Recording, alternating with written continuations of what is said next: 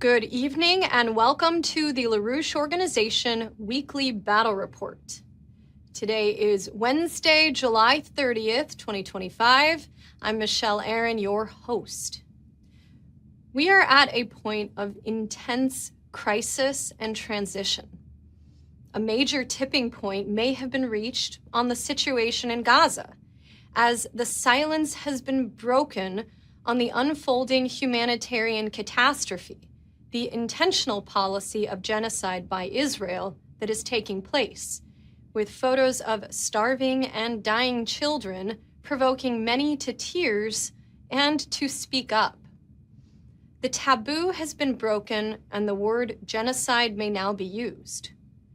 What will happen next? Developments in the Middle East are occurring in a world in transition. The BRICS nations continue to develop, including China, including Russia. The Russia whose alleged crime of Russiagate has now been exposed as a lie, opening a potential for improved relations with the West. The Western hegemonic system is failing. The US economy and economies in Europe are blowing out because physical reality, the requirements for water, power, transportation, that's economics, not money. In tonight's report, we're going to report on work of the international LaRouche movement over the past week to intervene on all of these domains. We will see organizing in the United States and in France to end the genocide in Gaza and implement the LaRouche Oasis Plan. In Las Vegas, Nevada, where TLO brought the LaRouche Oasis Plan and the U.S. Economic Recovery Act of 2025 proposal to a conference. To New Jersey, where we joined the battle to defend the right to free speech.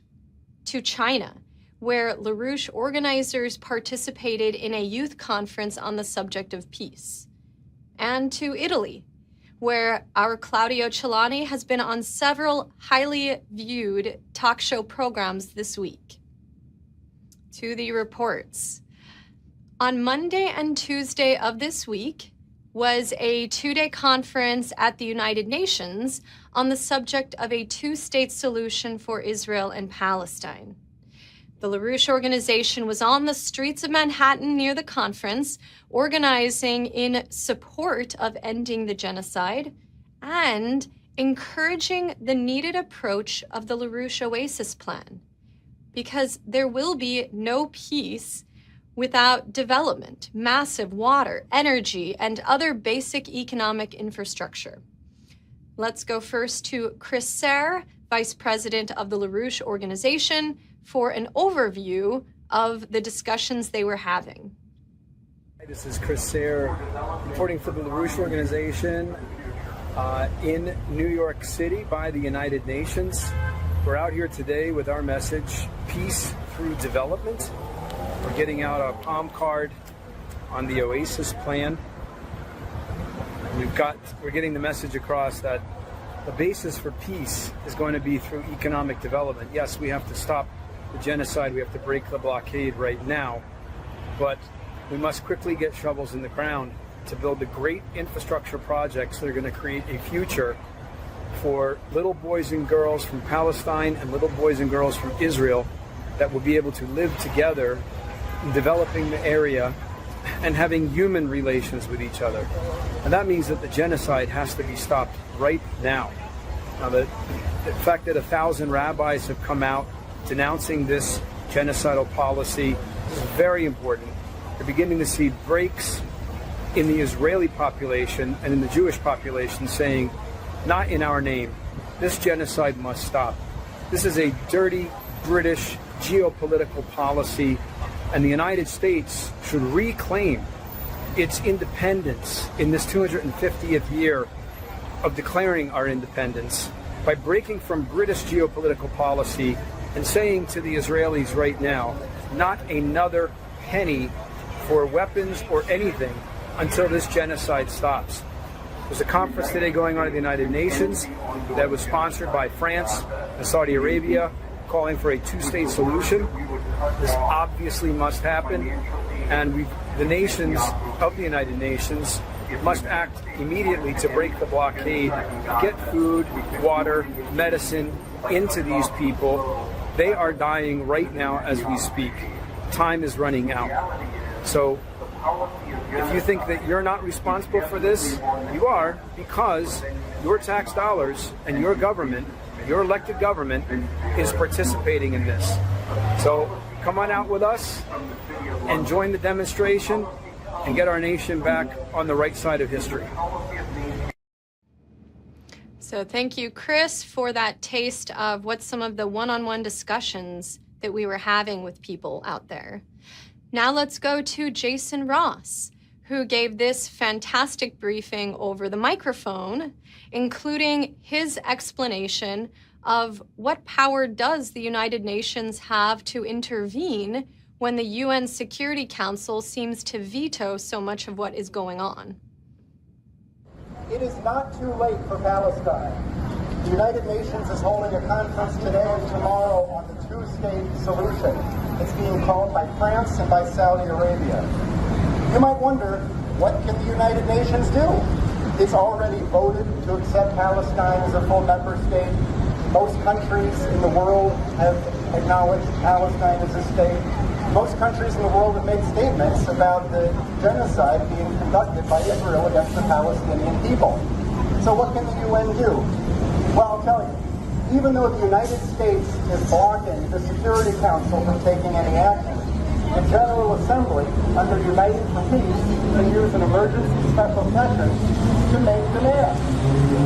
The United Nations as a whole can call for all countries to stop trading with Israel, can call for all nations to stop selling weapons to Israel, can call on all nations to end their contracts with Israeli firms, can call on all nations not to allow their ships to visit Israeli ports, can call on all nations not to allow Israeli ships to visit their ports, can call on all nations not to allow Israeli overflights or landings.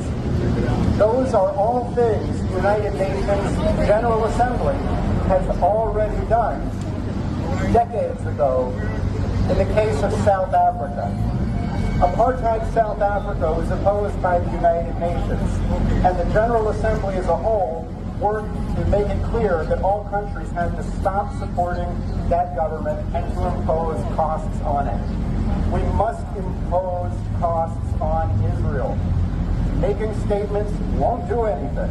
Cutting off funding, cutting off the supply of arms, cutting off trade, cutting off hydrocarbons, cutting off contracts, that is the kind of pressure that the international community can bring to bear, and it's for the good of Israel.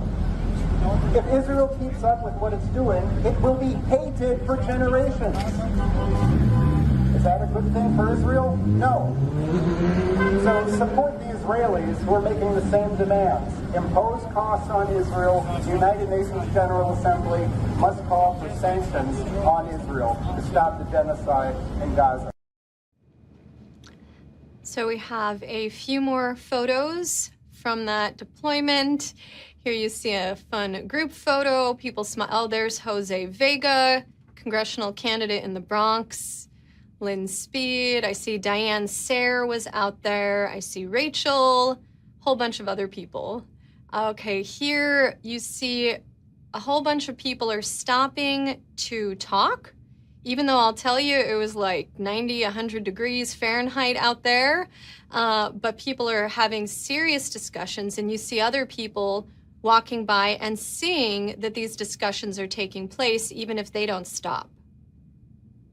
Here you see Mike there on the right with a body sign that says UN General Assembly must vote for two-state solution with the date of this conference. And there's Kevin Pearl out from Boston there with a ceasefire now, bridges not bombs sign, and next to a beautiful map of proposed interconnectivity with the Eurasian land bridge with the message, peace through development.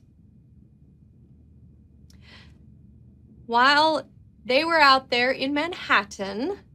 Our French colleagues, friends, were perhaps a few hours earlier due to the time difference, but the same days.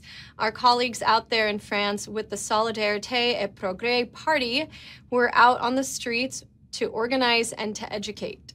We have a short report from Shireen and then a couple of photos. Bonjour. Hello. We are distributing today this statement from the Schiller Institute promoting lasting peace between Israel and Palestine in front of the headquarters of the newspaper Le Monde in Paris. We come at the time of the French-Saudi summit taking place at the United Nations with a view to creating a Palestinian state. We want to show that without a development plan for infrastructure, water, energy, and without the release of hostages and prisoners, this peace will not go very far. So we must think about the future and think about a new economy that will allow each country to be autonomous and sovereign over its resources. I invite you to find out more about the Oasis Plan and to join us when you can. Meet us on the ground around our stands with our teams. See you soon from Solidarité et Progrès. And I believe we have a couple of photos. You see some of the signs against the genocide, the plan for peace, and some discussions are taking place out there. So the invitation is there. If you're in France or can get to France, contact us and join us out there in the field. Now, for more and some new material on the Oasis Plan conception, check out this past Friday night symposium with TLO President Diane Serre, titled Nuclear Power Can't Green the Deserts for Palestine and Israel. So this fascinating discussion was with nuclear engineer Dr. Vincenzo Romanello, who is the founder of the Italian Atoms for Peace. Dr. Romanello wrote a paper in February of this year titled The Role of Advanced Nuclear Technology in the Oasis Plan. So a link to his article and to the video symposium with the discussion are included in the description. Now we're going to take a step back as the developments in the Middle East are occurring in a global context. Peace versus war. This is driven largely by the machinations of an oligarchical faction desirous to hold on to a paradigm of empire, which is becoming impossible due to factors of physical reality.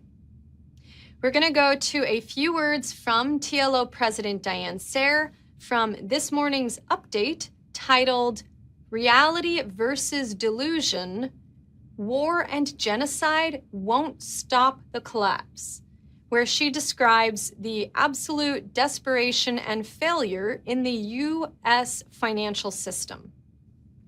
It is very clear that we are nearing the end of the Anglo-Dutch liberal financial system and imperial system.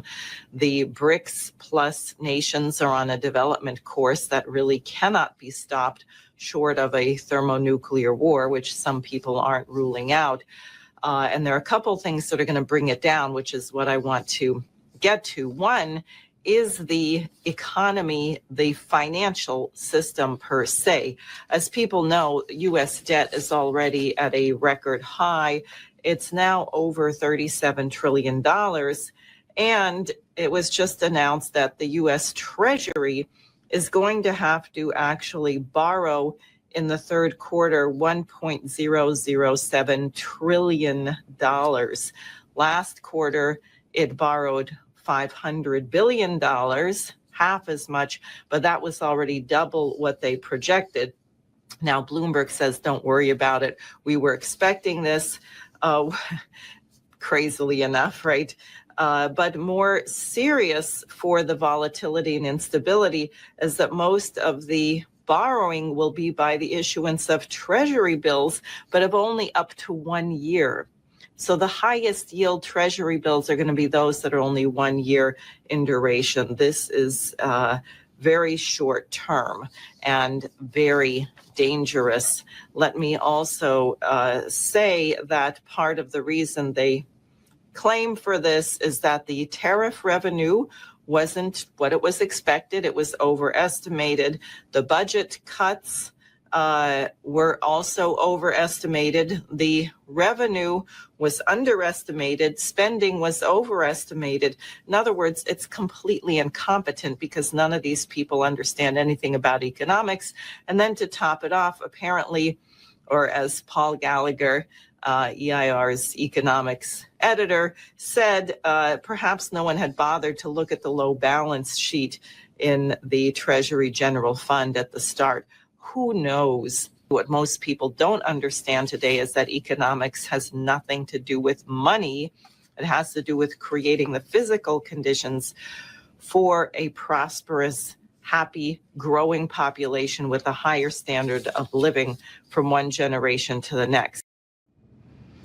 So we do include the link to the full morning update in the video description if you haven't seen it yet. So the solution to the financial bankruptcy of the United States or other nations is not tariffs. It's not more financial bubbles. It's definitely not diving into private currency creation, cryptocurrency bubble. It's Glass-Steagall bankruptcy reorganization, a Hamiltonian banking geared towards long-term development and increasing the productive powers of our labor force. We are organizing for this solution, and you'll hear a bit of that in our next report. Let's go to this report I'm very excited about from Las Vegas. Last Tuesday, Josiah and Louisa went to organize participants of the National Convention of the Veterans for Peace. In 100-degree weather, they heroically set up their table in some shade with a big sign, "Peace through development, nobody survives World War III." Hey everyone, this is Josiah and this is Louisa. And we're out here at the Veterans for Peace conference in Las Vegas, Nevada. And we're just posted up outside, hitting up people as they go in. We've got a little sign here. It says "Peace through development, nobody survives World War III." And we're handing out these. We've got the Economic Recovery Plan 2025, and we've got these cards for the Oasis Plan. And yeah, we're just trying to talk with people, had some conversations. People are, concerned about the crackdown on free speech in support of Palestine on the campuses. And so we're really just trying to drive the Oasis Plan out here today. So yeah, thanks, and we'll see you soon. Thank you, Josiah and Louisa, for your great work. I understand that everyone who went into the conference got both the Oasis Palm Card and the pamphlet, the Economic Recovery Proposal. We now have a report, as Josiah mentioned, the concern on free speech. Last week, there were hearings in the state of New Jersey on Bill A3558, which bill would add this state to the 35 U.S. states plus D.C. that now define anti-Semitism according to the definition of the International Holocaust Remembrance Alliance. This redefinition is a tool to criminalize previously lawful free speech activity, anything that criticizes Israel. We include a link to the memo from that organization with their definition of anti-Semitism in the video description because you are encouraged to read through it yourself. I read it this morning, and despite having heard about this thing for months, I was pretty shocked. So we're going to go now to a couple of quotes. One of our viewers, John, went to Trenton, New Jersey last week while the hearings were held and participated.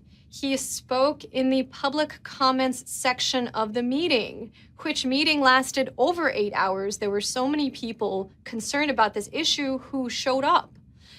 He also distributed literature, including on the LaRouche Oasis Plan. So here's a couple excerpts from the testimony that he was able to both submit written comments and give his comments verbally. He says, "The issue before us involves the First Amendment freedoms of speech, press, and assembly, and the 14th Amendment on the equal protection of the laws. Regarding whether this is a wise law or not, please permit me to quote Dr. Martin Luther King's letter from Birmingham jail, where he quotes St. Augustine and St. Thomas Aquinas, that an unjust law, a law not based on the law of nature and of nature's God, is no law at all. Regarding differences of opinion on this matter and other matters, let me again quote St. Thomas Aquinas on differences of opinion. We must love them both, those whose opinions we share and those whose opinions we reject. For both have labored in the search for truth, and both have helped us in the finding of it."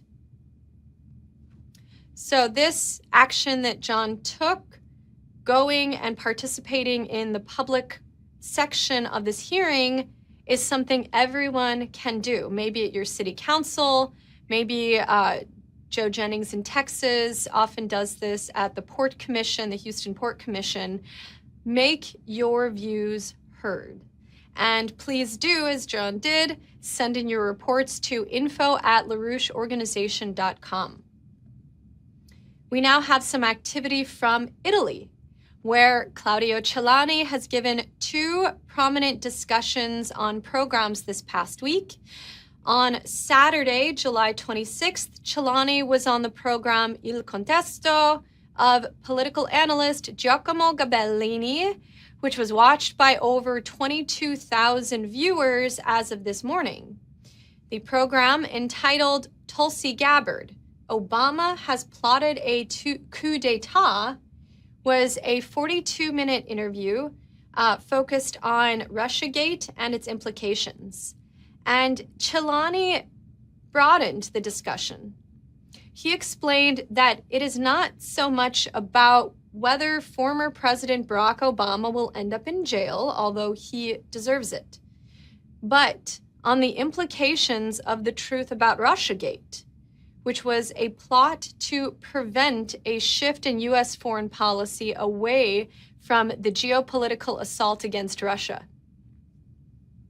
We speak about this now with Claudio Celani, a journalist specializing in economic and geopolitical issues, who has been working for decades at the Schiller Institute and Executive Intelligence Review. Hi, Claudio. Thanks as always. Hi, Giacomo. Well, Claudio, I would start a little from the story of Russiagate, because it is very, very interesting and serious in its own way, because Gabbard and Trump claim to have overwhelming evidence, and moreover, they would have to have it in order to expose themselves so much to examination, of an order of a conspiracy whose top people are former President Barack Obama, the Director of National Intelligence, therefore Tulsi Gabbard's predecessor, James Clapper, and CIA Director John Brennan, who would have set up this whole charade. That is, it was something that I have always suspected, and I'm not the only one, of course, to essentially prevent the election of Donald Trump in 2016. And in the meantime, do you believe this? What do you think of the affair, and do you believe that it could have a concrete outcome, that it could lead to some significant change? Well, so it's all true. And we at the Schiller Institute and the EIR have been saying it for years. That is, ever since the famous story of the Russiagate came out. So we're in the Cesarini zone, right? In which an outgoing administration that should only be concerned with, let's say, ordinary things, instead sets into motion a plot to oust its successor. So a real coup attempt. Certainly. For now, it seems that the thing is working because a commission has been appointed, a specific task force charged with dealing with the case. So the game is wide open. And the implications of this investigation are global. That is, this is not about a clash between Trump and Obama, between Trump and the deep state, Republicans, Democrats. No. This is about American strategic policy, because this Russiagate served to prevent Trump from demolishing the geopolitical construct of the Anglo-American war against Russia.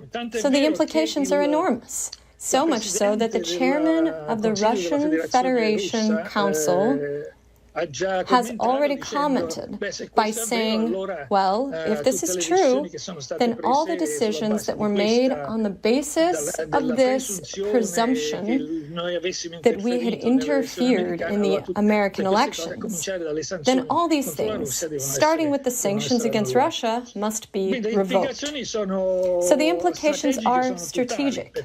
They're total, because it is precisely about the attempt to keep afloat and continue, despite Trump, the geopolitical clash against Russia, against China, let's say the maintenance of the military financial power of the Anglo-American bloc.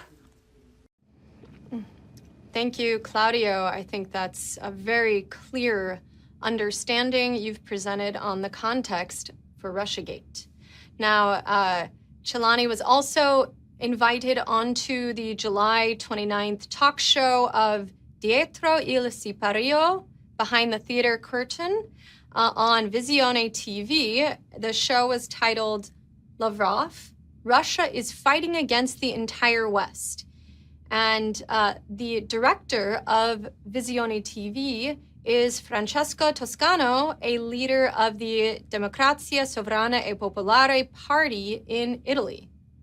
The interview dealt with U.S.-Russia relations as well as the U.S.-EU trade deal and has over 30,000 YouTube views as of this morning.